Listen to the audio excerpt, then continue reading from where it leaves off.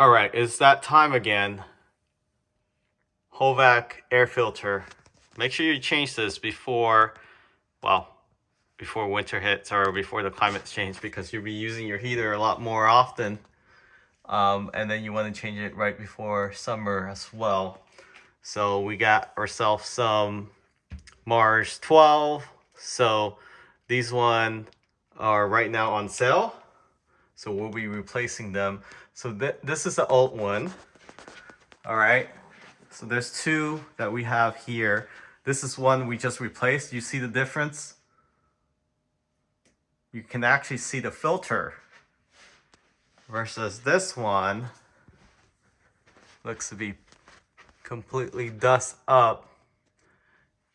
They recommend you change this every 3 months, but I think 9 months, 6 to 9 months should be okay. Depends on how often you use it. You use it every day. Every 3 to 6 months should be okay. This will actually save you a lot of energy because your system won't work as hard. So although the filter does cost some money, it's gonna be more efficient if you change it so your system lasts longer and you don't have to use that much energy. It doesn't have to run as long or struggle to get the air clear. And to change this, you just need a stepping stool or a small ladder, and I'll show you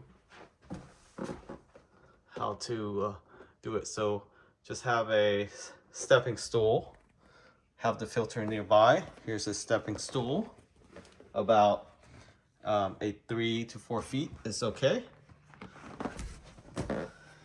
And going up, you don't even need any tools for these. Usually the filter, some might require a flathead screwdriver. So there's 4 tabs, 2 on the longer side, depending on how large your filter is, and 1 on each side. So you just pull this out.